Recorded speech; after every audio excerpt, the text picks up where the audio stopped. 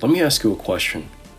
If you walked into an elevator and 7 strangers were all facing the back of the elevator, would you do so as well? No, Jim, I definitely wouldn't. Oh yeah? You sure? Yeah, I'm sure. Well, you can consciously say that, but as a human, you have multiple drives that may lead to you actually facing the back of the elevator. How we mentally think we'll behave in situations isn't always how we actually do. But influencing behavior always starts in the mind, and many people in power know this. Today we explore how conformity works and how it shows itself when programming many minds. And the crazy part, these minds likely don't know that it's happening. I'm surprised at how long it's been since I last made a video in this series. If you're not familiar with this series delves into ways in which society, people, institutions use different programming techniques in order to get people to toe a certain line, in order to get people to invest in certain beliefs, and to view the world in certain ways which makes said people, institutions, more money and establish their authority even further, as well as get them more attention. And a lot of times it's at the detriment of people. So I'm very excited today to talk about conformity.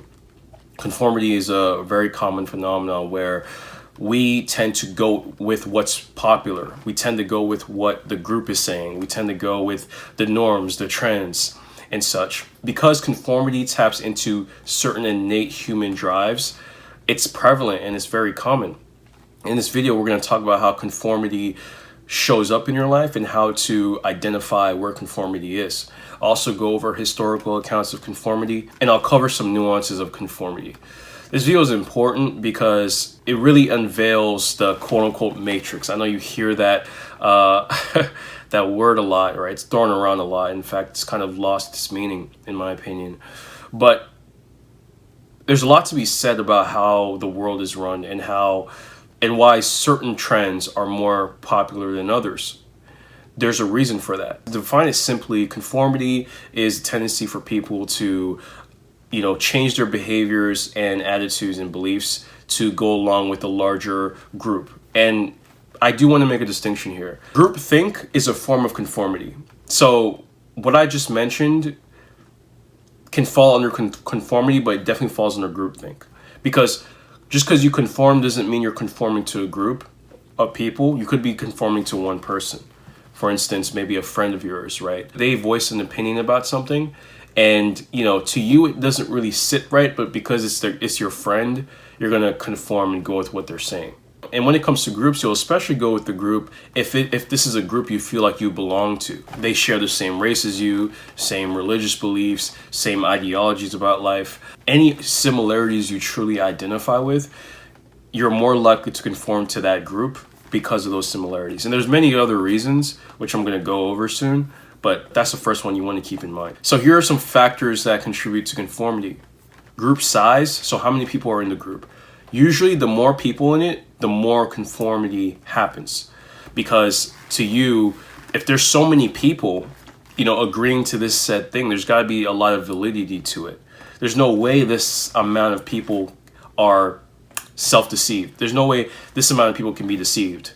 And boy, are you wrong, because how many cults, how many militia groups in history, how many political groups in history were a bunch of people that were seriously duped into believing certain things. Group size, just because a group is very sizable doesn't mean you turn off your critical thinking capacity. A consensus of groups, so how much people agree with one another, right? If there's a lot of consensus and agreement, that's a huge factor that will contribute to you conforming to the group. And this also goes for an individual. Like if they have a lot of agreement upon them, you tend to just go with what they're saying. And again, this is where critical thinking comes in, but I'll get to that in the end of this video. Also, the personality traits of the people, especially if these personality traits are similar to yours, like these group of people are quirky like you are, or they're very serious like you are. That's another commonality right there that can, affect how you conform with them. Also, cultural similarities is another thing, or cultural differences. Like if there's a lot of cultural differences, that could be something that causes you to not conform as much. In the past years, especially in the field of psychology, there's been a lot of tests around conformity, and a lot of them are pretty funny. I remember as a kid, I watched this show, I think it was called Just for Laughs. And in that show, there was this man that was kind of like the prankster. And he would go into elevators and he would face, the back of the elevator, not the front where the door opens, the back of it. And it was so funny to me as a kid because like this man would come in, face the back of the elevator. It looked funny itself. But then other people that would come into the elevator would see him do that. And then some of them would face that way too. Some of them wouldn't. And then later on in the experiment, they would add more people facing the back of the elevator. And the more people that were facing the back of the elevator that were kind of like the pranksters, the more the bystanders or the regular citizens, the more likely they would face the back of the elevator. And there's been multiple tests like that. It's really interesting. Another one is this one where someone stands in a waiting room instead of sitting down. In fact, no, it's multiple people standing in a waiting room of like a hospital or a medical facility. And the people that are actually waiting for their appointment, they end up standing as well, even though there are couches and places to sit everywhere. It's interesting. You may think, okay, unfamiliar territory, you're more likely to conform because you don't know the rules and you're just going to conform to, because that's how things are done. No, even in familiar situations, like an elevator, like a medical facility or a hospital, people look at their environment and they're going to be like, oh, okay, although I know in the back of my mind I can sit or I can face the front of the elevator, because I see someone doing the opposite, well, I should probably do that too, right? And I'll get into why that is, like certain certain consequences the mind comes up with when it comes to conformity. But that's interesting. Another really popular test of conformity is Solomon Ash's experiment, where he had a group of people in a classroom, and the test was asking each person, okay, which line matches this line here, A, B, or C? And practically everyone in that classroom was in on the experiment except one person. And the one person that wasn't in on the experiment answered about, either had the last answer or they had the second to last answer, something like that. And what happened was that the person would start kind of in the beginning answering how they truly felt about things in some instances, but then that same person would end up going with the group even though the group's answer was clearly wrong. Also, there are other instances where right off the bat, the person that knew the answer that the group was saying was wrong, just off the bat started going with the group. And it was really, really interesting. The person administering those questions was saying that those answers were wrong. So it's fascinating. Now, here's some historical examples of conformity that you can really study and draw lessons from when it comes to human behavior. Firstly is the Salem witch trials, which happened in the 1600s. Essentially, this was mass hysteria that happened where, word got out that, hey, there's a lot of witches in the area. People started accusing others of being witches and doing witchcraft. And there was this ideology around how evil it was and how it's actually going on. And even people saying they saw certain people in their dreams practicing witchcraft. So that's all these courts needed in Massachusetts in order to, hand out very dire consequences to these said witches. And all these people really conformed to this idea of witches really being a huge thing in this town and causing a lot of chaos. And that led to people, persecuting certain others and not thinking for themselves as to whether or not this is actually a thing that's going on in the town. Another example is McCarthyism. In the 1950s, Joseph McCarthy, who was very suspicious of people that were communist spies in the United States. And that caused a lot of people to be blamed as communists and fingers being pointed and all of that. And what happened is this spread out to the public and people started being afraid of being accused of being communists. So what they started doing is they started following along and identifying where the communists were and really having this fear around anybody with socialism ideologies and such. And it's funny, when I was younger, I was watching Seinfeld with my brother. And there was this episode where like it was exactly that. Like people were being blamed of being communists. It was kind of funny. And it just goes to show you the conformity, right? Especially when there's some sort of consequence at play. People are more likely to go with what is being said. Another example is the Jonestown Massacre. Jim Jones was a cult leader, and he unfortunately, led a very dangerous cult, and he moved it down in Guyana. And it got to the point where his cult was being covered by the news a lot, and news reporters were visiting and such. And then an incident happened where a news reporter, unfortunately passed. And this brought even more attention to the cult. And Jim Jones spun this ideology about, they all have to leave this earth, because this earth is doomed, and, the cult is too good for this earth. And that led to, a mass massacre. You can do your research on that. And it was the conformity. It was the brainwashing of the people's minds that led them to their unfortunate fate. Other examples, hippie counterculture is interesting because, hippies in the 60s were trying to be different. They were trying to be anti-establishment, which was awesome. But just the fact that they identified as hippies, ironically made them conform, and such. And again, I'm not saying conformity is all bad. In fact, later in this video, I'm going to have a section where we talk about the pros of conformity. But a lot of times, even if it's a positive group you identify with, you still need that critical thinking capacity, because you're not going to agree with every single thing the group presents. That's an important thing to understand. And lastly, I'd say Socrates being persecuted for quote unquote corrupting the youth with his, wisdom. And that led to him having to drink a poisonous hemlock drink, because people in the town agreed that his wisdom was corrupting the youth. And it's interesting because nowadays Socrates is praised for his wisdom and his teachings. But back then, people weren't looking that far into his teachings. They just came to the same conclusion as a lot of other people came down to. The thing that makes conformity so insidious is that it's backed by violence a lot of times. It's backed by consequences. And we as humans tend to want to avoid pain and move towards pleasure. So because of that, people conform to a lot of things now that aren't always in their best interests. Now, this isn't a thumbs up to break the law. That's not what I'm saying. But there are certain ideologies that you may be buying into as we speak that you just conform to. It's not something that you've thought thoroughly enough about. And thus, because of the belief in that ideology or a belief in the way you should live your life, you're living your life in accordance to that. A lot of people fear being outcasted by an in-group, or being outcasted in general by society, because being outcasted, if you think about it, like let's take a tribal group of humans. If you're outcasted, you don't have a support system, and without a support system, it affects your survival. It affects your social life. It affects your ability to reproduce. It affects a lot of things.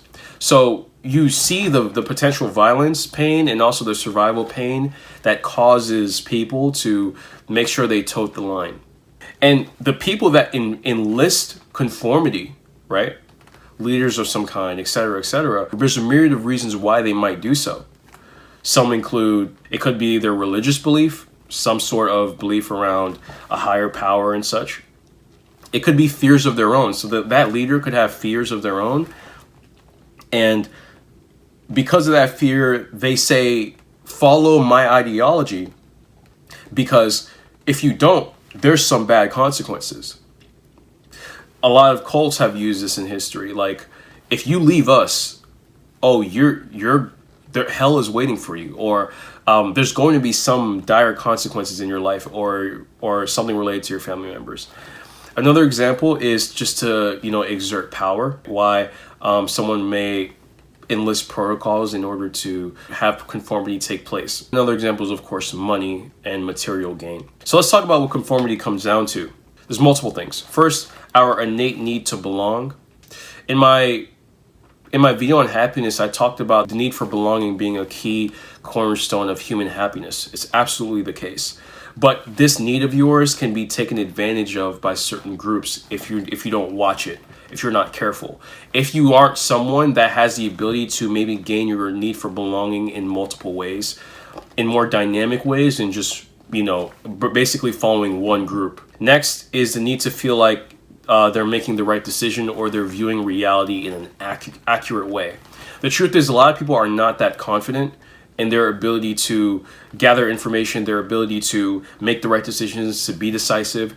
So they'll find a group or a trend of some kind, and they'll just go with it because it saves brain processing power, and they can be confident that they're making a better decision because multiple people are in agreement with what they're doing. Here's a quote.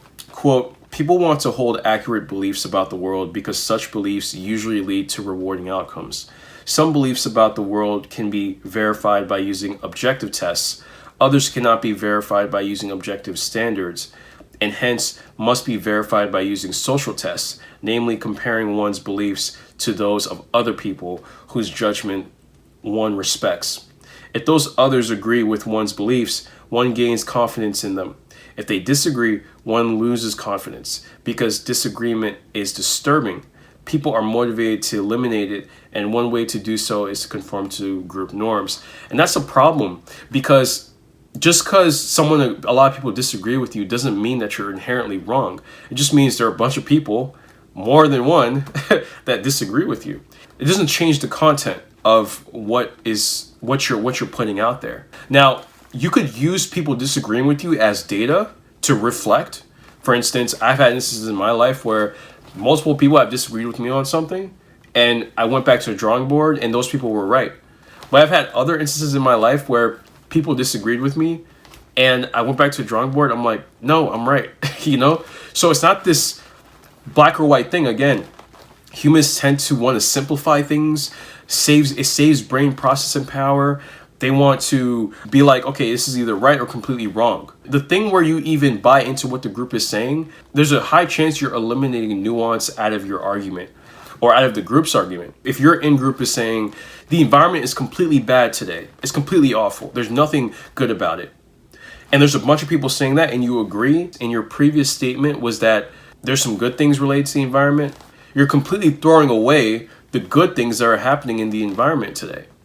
The fact that people are planting trees, the fact that some forests are being saved, the fact that some endangered animals are being saved.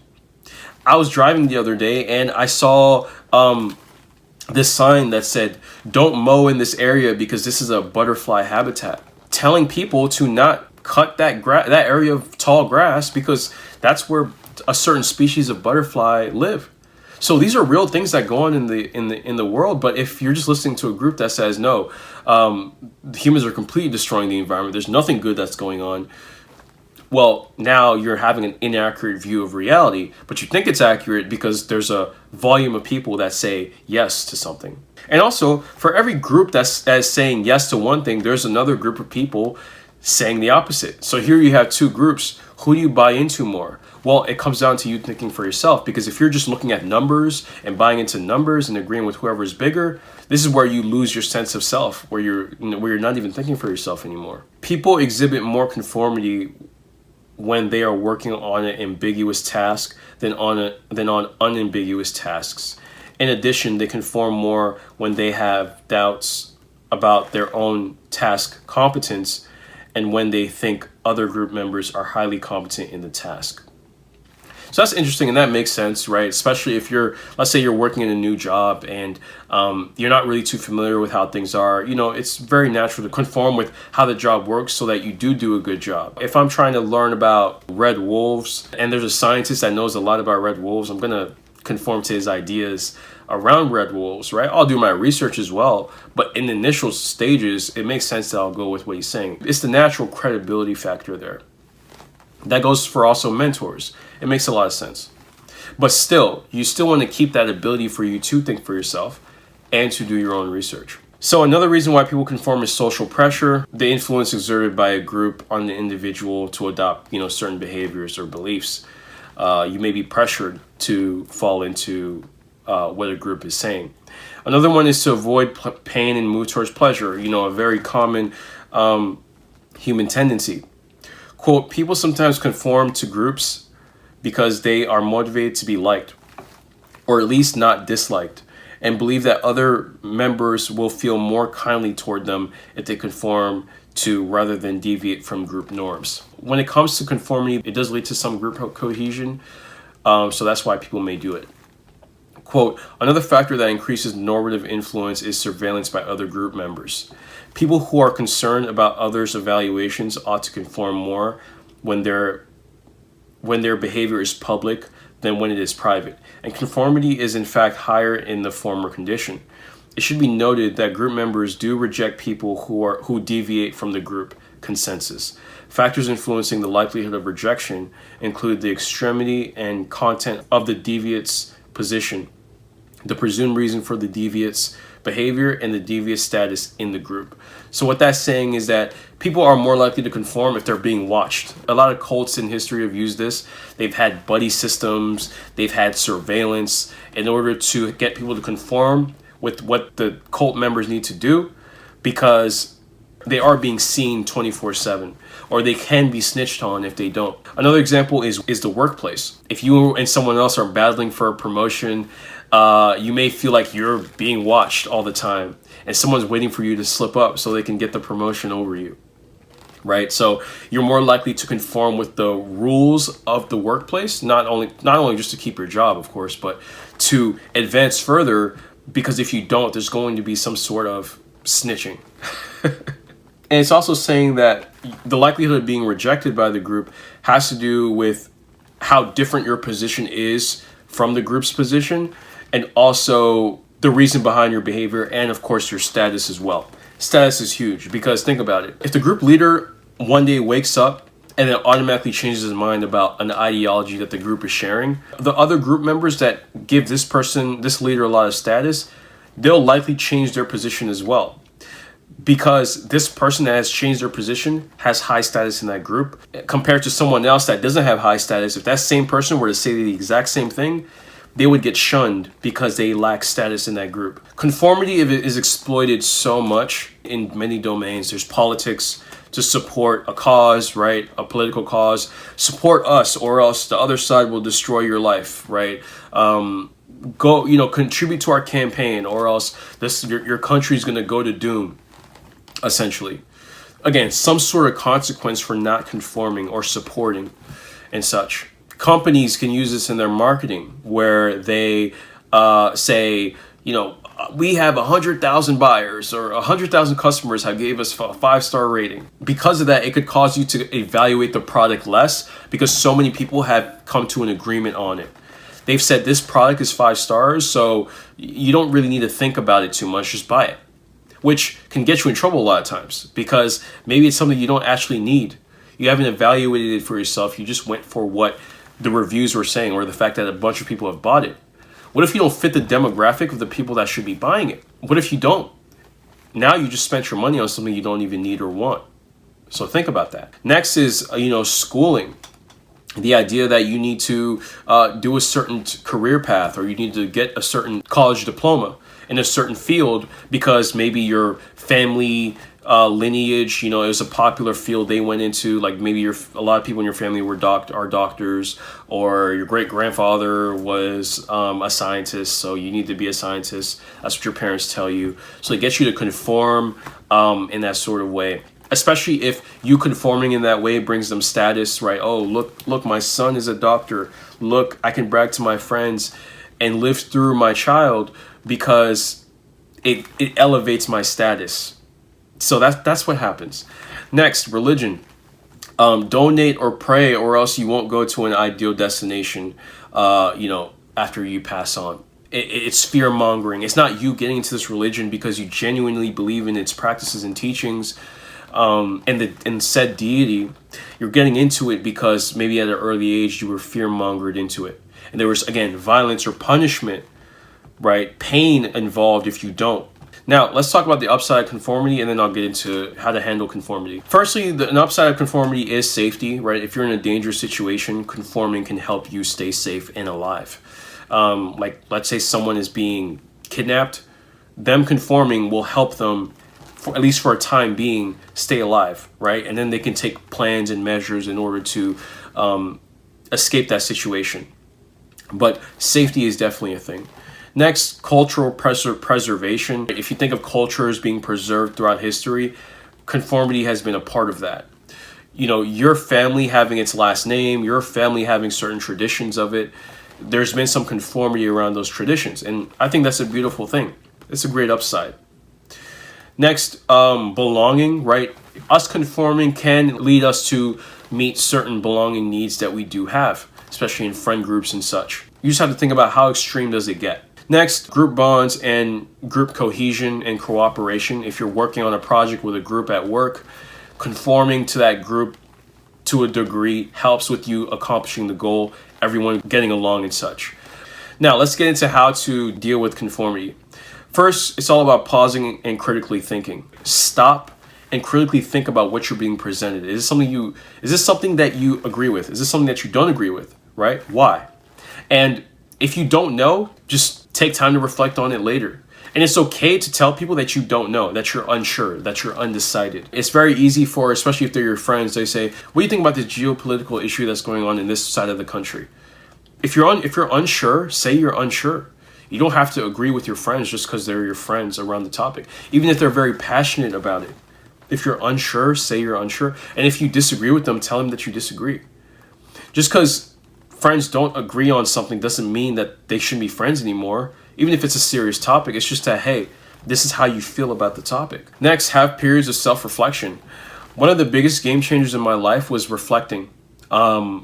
Because self-reflection in isolation led me thinking for myself, coming to my own conclusion, and also me not judging my own conclusions. As in, I'm not like, oh, what would my mom think about my opinion on this? What would this person think about my opinion on this? Right? There's no introjection going on, like where that person's living in my mind and they're judging my opinion. No, they don't hold real estate in my mind, because my mind is my sanctuary for critically thinking about something and coming to my own conclusion. Seek out information, do research, and build your knowledge around it, right? And then come to your own conclusion. That way, you don't fall into programming around that issue. I'll give you an example. This commercial by Chevron saying that they love the environment and they care for the environment and such. But this is just propaganda. I mean, there's so many stories and evidence of Chevron doing horrible things to the environment. But it may take research for you to come across that information. But if you don't do that research, you may just fall prey to the advertising that Chevron gives out, the propaganda it gives out. So keep that in mind. In this video, I talked about the importance of individuating yourself when it comes to not falling into conformity too much. And I actually have a video on individuation that you should definitely check out right here to learn more about it.